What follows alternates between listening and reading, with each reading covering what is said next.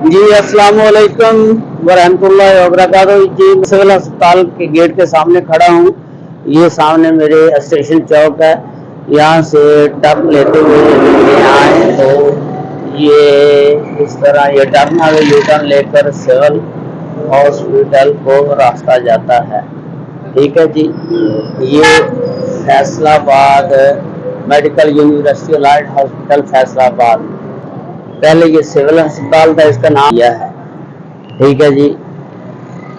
ये हम आपको मजीद इसको रास्ते से दिखाते हैं। ये देखें जी DHQ। ये जी एक अपने बुजुर्ग खड़े हैं ड्यूटी पर, माशाल्लाह अपनी ड्यूटी सर अंजाम दे रहे हैं जी। ये सीधा रास्ता सिविल अस्पताल को जा रहा है।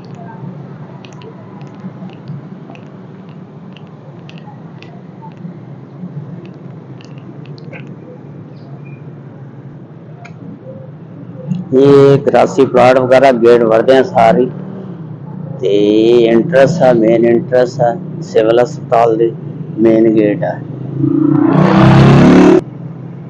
एक भाई होने इतने रास्ते च हस्पताल दे मास्क बेच रहे ने, इन्हां नाल गपशप लाने हैं जी। अस्सलाम वालेकुम सर, की हाल है जी तुहाडा? जी तुसीं मास्क बेच रहे हो? माशाल्लाह। और की इस तो अलावा करदे हो? सर इस तो अलावा की करदे हो? अलावा कोई काम ही नहीं है। अच्छा, कहाँ के रहने वाले हैं आप? बन्नू। बन्नू के। अच्छा, ये सारा दिन मास्क ही बेचते हैं आप? दिहाड़ी बन जाती है आपकी? बन जाती है। अच्छा, कितने 1000 रुपया 2000? नहीं 500-600। 500 500-600 में आप किस तरह गुजारा करते हैं? क्या करें, काम है ही नहीं तो फिर क्या करें। कितने घंटे बेचते हैं ये? तकरीबन 2 बजे तक 6-7 घंटे। 6-7 घंटे। उसके बाद क्या करते हैं आप? उसके बाद फारग। और यहाँ पर बच्चे रखे हुए हैं या नहीं? बच्चे नहीं है, चढ़े रहते। अच्छा, मकान किराए पे लिया हुआ है? जी। और फिर किराया भी पे करते हैं, किस तरह मैनेज करते हैं? 5-6 बंदे इकट्ठे हैं, 9000 रुपए किराया है। अच्छा, बिल आ जाता है, गैस नहीं है। अच्छा, गैस नहीं है। और खाना कहाँ से खाते हैं आप? अपना दिवाली करते हैं। अच्छा अच्छा, चलें अल्लाह ताला आपकी रोजी में बरकत अता फरमाए। अल्लाह ताला अपनी रहमत से आपको ज्यादा से ज्यादा नवाजे। ये हमारी आप दुआएं आपके साथ हैं। चलें अल्लाह खैर करे जी। ठीक है जी, अल्लाह ताला रहमत फरमाए जी।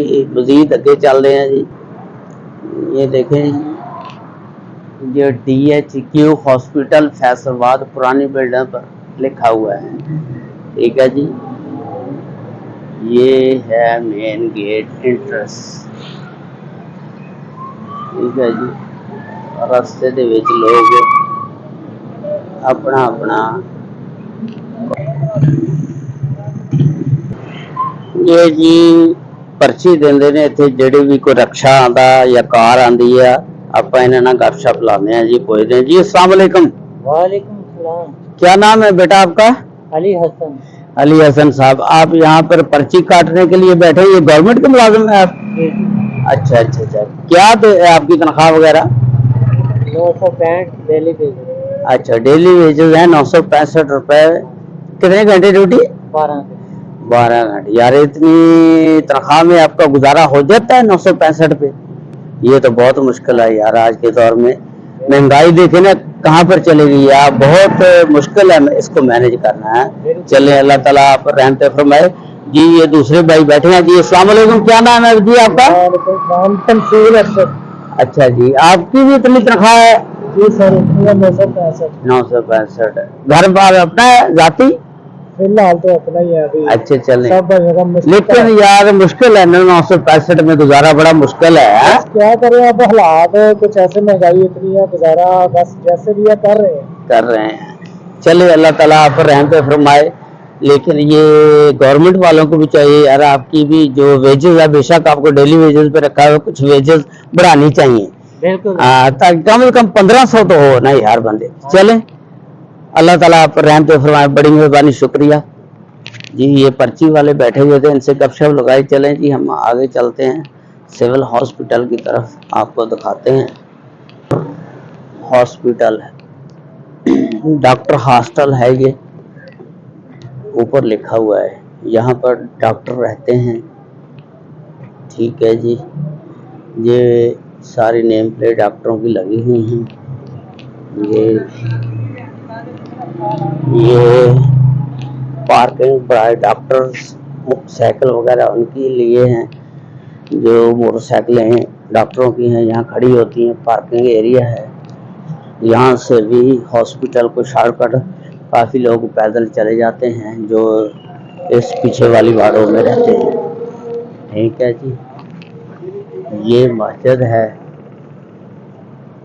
ये देखें जी माशाल्लाह। ये जी सिक्योरिटी वाले बैठे हैं जी माशाल्लाह, अपनी ड्यूटी कर रहे हैं जी। जी अस्सलाम वालेकुम सर, क्या हाल है? ठीक है सर। ठीक ठाक है। जी सर। आप गवर्नमेंट के मुलाजिम हैं? हाँ जी। क्या तनख्वाह डेली वेजेस हैं या परमानेंट है? डेली में क्या दिहाड़ी देते हैं आप?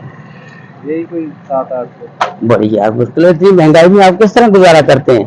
बस मजबूरी है। ओए यार बड़ा मुश्किल है ये तो, महंगाई में इतनी में गुजारा करना यार। 700-800 में है। चलिए अल्लाह ताला आप पर रहम फरमाए जी, बड़ी मेहरबानी, शुक्रिया जी। अस्सलाम वालेकुम, क्या हाल है सर? की नाम ताड़ा जी? शौकत साहब, ठीक ठाक हो? खैरियत ना आए हो? अल्हम्दुलिल्लाह जी। अस्पताल? अच्छा, चलो अल्लाह ताला रहम फरमाए। और सियासत को दिलचस्पी रख दे? अच्छा, चलो अल्लाह ताला रहम फरमाए। बाकी इलाज वगैरह ठीक हो रहा? हाँ, शुक्र है। चलो अल्लाह ताला रहम फरमाए। शौकत साहब, बड़ी मेहरबानी जी। अगे चलते हैं, बेचारे अपनी रोजी वास्ते जी बैठे ने, चाह बेच रहे ने जी, तो इन्होंने भी गपशप कावा बेच रहे ने पठानी। हाँ जी, अस्सलाम वालेकुम, क्या हाल है बेटा? क्या बेच रहे हैं? ये कावा बेच रहे हैं। ये कितने का कप दे रहे हैं? 20 रुपए का। 20 रुपए का? इसमें को आपको बच जाता है शाम को? बस 600, 1200, 1000 रुपए, 700। अच्छा, कहाँ के रहने वाले हैं बेटा? ये लारीअड़ा। लारीअड़ा। मकान किराए पे है? पीछे से कहाँ के हैं? पिशावर के। अच्छा, चलो गाड़ी, चलो 1000 रुपया बन जाती है। कितने घंटे ड्यूटी करते हैं? ये बस शाम तक में। शाम तक? चले अल्लाह ताला आप पर रहम फरमाए जी, अपने हिफ्ज़ो मान में रखे जी। तुसी कित्थों आए हो सर? मैं सर मरीज थोड़ा दाखिल है। अच्छा, ठीक हो रहा इलाज मरीज का? इलाज तो ठीक हो रहा है, सब कुछ ठीक है। और मरीज नहीं ठीक तो नहीं है, बस नॉर्मल लिखा है। अल्लाह ताला रहम फरमाए। कित्थों आए हो? केड़ी जगह पे? फैसलाबाद शहर में। अच्छा, चलो अल्लाह ताला खैर करे जी। जी अस्सलाम वालेकुम, की नाम है जी ताड़ा? मोहम्मद आलम जी। आलम साहब, तुसी कित्थों दे रहने वाले हो? मैं ठीक। अच्छा। जी अस्सलाम वालेकुम, ताड़ा की नाम? जबार साहब, तुसी कित्थों दे रहने वाले हो? अच्छा, इलेक्शन आने लगे ने, तो की ख्याल है ताड़ा वोट का? किधर पाओगे? और किधर दिल करे पा देंगे। अच्छा, चलो उधर दिल नहीं करता किधर पाओगे? किसी पासे पाने दिल नहीं करता। चलो अल्लाह जी। ताड़ा की प्रोग्राम वोट का, किधर पाओगे? कोई है ही नहीं, बंदे का पुत्र कोई है ही नहीं, वोट की नहीं पाना। अच्छा, चलो ठीक है जी, जिवें तुसी बेहतर समझो। हाँ जी, तुसी दसो जी, वोट की नहीं पाओगे जी? वोट तो पाओगे। अच्छा, चलो अल्लाह खैर कर। देखो जी, वोट का जेड़ा हक है हर बंदे का अपना जाती है, जिथे मर्जी इस्तेमाल कर सकता, कोई किसी ने नहीं जोर ना कह सकता तुसी इत्थे पा। अमर कर दे रहे। जी, चलो बड़ी मेहरबानी सर, शुक्रिया, थैंक यू, अल्लाह ताला तार खुश रखे। चलो जी, हुण आप आगे चलते हैं जी मजीद। ये जी सिविल हस्पताल मजीद असी अगे जा रहे हैं जी, खाने हैं जी।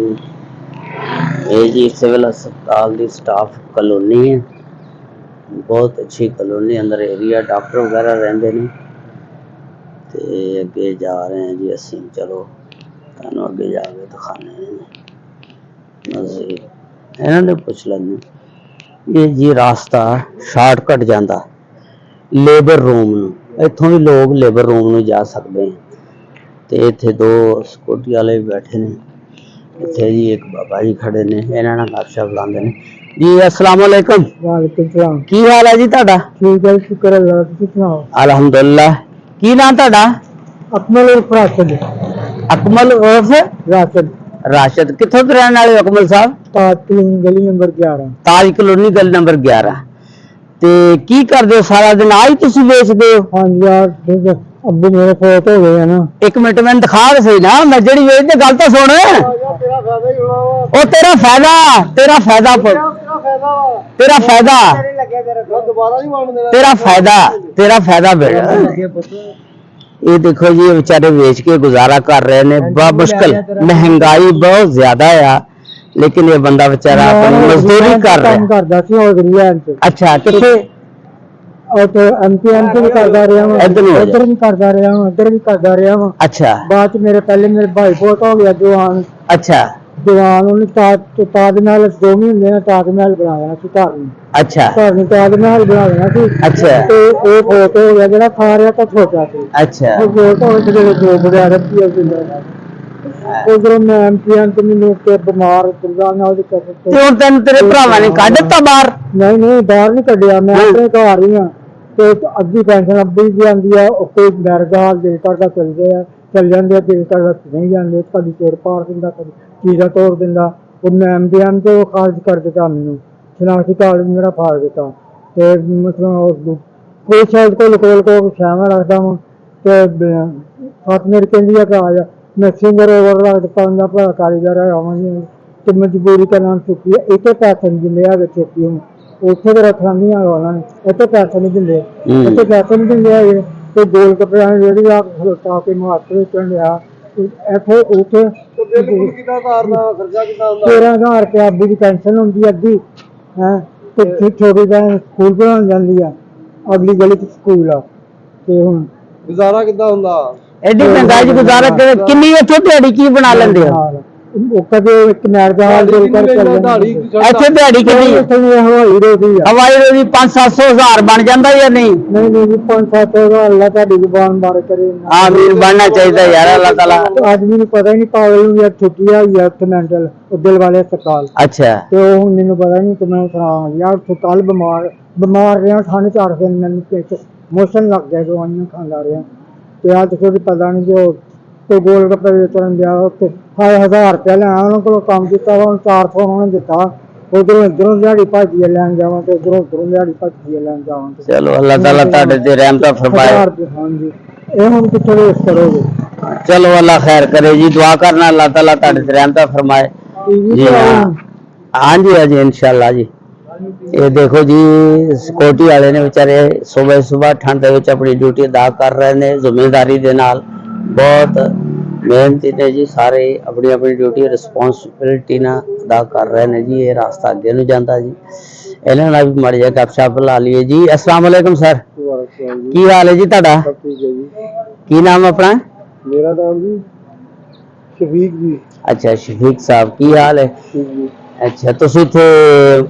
सरकारी मुलाजम हो या प्राइवेट हो अच्छा की तनख्वाह दिंदे ने तुहानू तनख्वाह दे रहा जी 25000 जी 25000 गुजारा हो जाता 25000 गुजारा तो गई बहुत ज्यादा जी बिल भी आ जाता वा 7-8 बिल गैस का आ जाता 7-8 ਜਿਹੜਾ ਬਿਜਲੀ ਦਾ ਆ ਜਾਂਦਾ ਜੀ चलो अल्लाह ताला रहमत फरमाया बस मुश्किल ही है तो फौज दे विच पहला पेंशन आंदी कि अच्छा चलो अल्लाह ताला ਤੁਹਾਡੇ ਤੇ रहमत फरमाए बाकी इलेक्शन आ रहे ने वोट शोट पाउण दा किनु इरादा बस हुकूमत है कोई नहीं चलो वोट किनु पाना तुसीं वोट दस दिओ बस कला ਤੁਹਾਡੀ अपनी राय है कोई गल नहीं ਇਹਦੇ जो इंसान ठीक आएगा नु वोट देंगे हां चलो अल्लाह खैर चलो कोई गल नहीं चलो इन्हां नाल भी जी गपशप ला दें जी अस्सलाम वालेकुम सर की हाल है जी ਤੁਹਾਡਾ शुक्र है अल्हम्दुलिल्लाह अच्छा की करदे हो तुसीं इस मुलाजमत करदे हो या ड्राइवरी करदे हो अच्छा की कार चलाते हो या कोई कार भी है एम्बुलेंस भी है